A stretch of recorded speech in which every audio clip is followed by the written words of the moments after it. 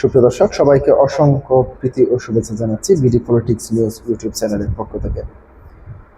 প্রিয় দর্শক, আজকে আমি যে বিষয়টি নিয়ে কথা বলবো সেটি হচ্ছে, আপনারা জানেন গতকাল শহীদ প্রেসিডেন্ট জিয়াউর রহমানের মৃত্যু বার্ষিকীর এক আলোচনা সভায় কুমিল্লার জেলা প্রশাসক দাবি করে বসেন কুমিল্লা জেলা প্রশাসনের কোষাগার থেকে সাবেক উপদেষ্টা আসিফ মাহমুদ সজীব ভুইয়া এবং হাসনাত আবদুল্লাহ দুইজন মিলে 25 কোটি টাকা তাদের দুই উপজেলার জন্য বরাদ্দ নিয়েছেন। অর্থাৎ হাসনাত আবদুল্লাহ নিয়েছিলেন নিজ উপজেলার জন্য 10 কোটি টাকা এবং আসিফ মাহমুদ সজীব ভুইয়া নিয়েছিলেন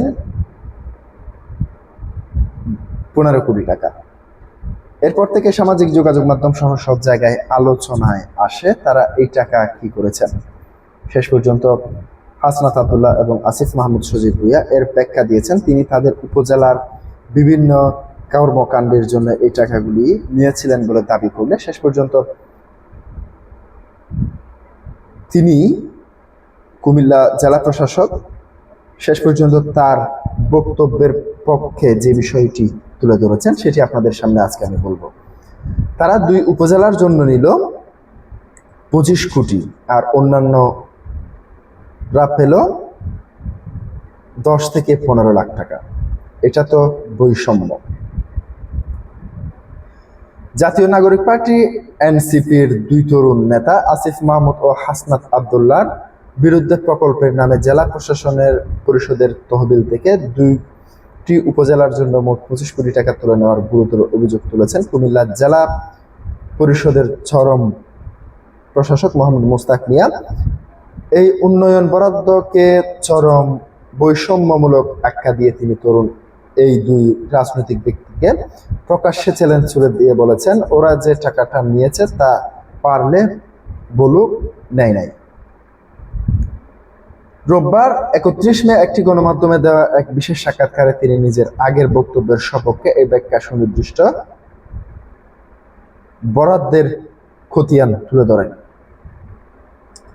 জেলা পরিষদের প্রশাসক মোস্তাক মিয়া জানান, কোনো সুনির্দিষ্ট বা যৌক্তিক কারণ ছাড়াই মুরাদনগর উপজেলার জন্য প্রকল্পের নামে 15 কোটি টাকা এবং দেবিদ্বার উপজেলার জন্য 10 কোটি টাকা ওনারা নিয়ে গিয়েছেন। অথচ এই সময়ে কুমিল্লার অন্যান্য উপজেলাগুলোতে বরাদ্দ দেওয়া হয়েছে মাত্র 10 লাখ, 15 লাখ বা 18 লাখ টাকা, সর্বোচ্চতে কোথাও 26 লাখ টাকা দেওয়া হয়েছে।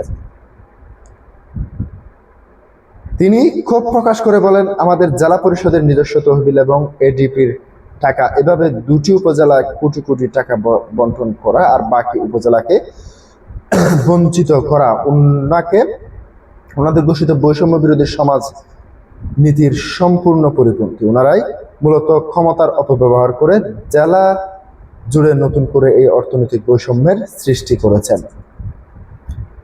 এনসিপির শীর্ষ নেতাদের বিরুদ্ধে দুর্নীতির এই অভিযোগকে বর্তমান রাজনৈতিক মহলের একটি ওপেন সিক্রেট বিষয় হিসেবে উল্লেখ করা হচ্ছে। তবে মোস্তাক মিয়া কিছুটা সুর নরম করে নিজের আগের বক্তব্যের ব্যাখ্যায় বলেন, টাকাটা ওনারা পকেটে ঢুকিয়েছেন বা ব্যক্তিগতভাবে খেয়ে ফেলেছেন, আমি কিন্তু সেটা বলিনি। আমি বলেছি প্রকল্পের আড়ালে ওনারা প্রভাব কাটিয়ে নিজেদের পছন্দের দুটি উপজেলার জন্য 25 কোটি টাকা মেগা বরাদ্দ ভাগিয়ে নিয়েছেন, যেটা তিতাস ও মনোহরগঞ্জ সহ পার্শ্ববর্তী অন্যান্য উপজেলাগুলোর সামান্য বরাদ্দের জন্য হাহাকার করছে। আমি কেবল ওই পদ্ধতিগত বৈষম্যের কথা জনগণের সামনে বলতে চেয়েছি। তারা যদি সততার দাবিদার হন তবে প্রকাশ্যে ঘোষণা দিয়ে বলুক যে উপজেলা পরিষদের মাধ্যমে ওনারা এই বরাদ্দ নেননি। প্রিয় দর্শক, পরবর্তী ভিডিও পেতে অবশ্যই আমার ইউটিউব চ্যানেলটি সাবস্ক্রাইব করে পাশে থাকবেন। আজকে পর্যন্তই। আসসালামু আলাইকুম।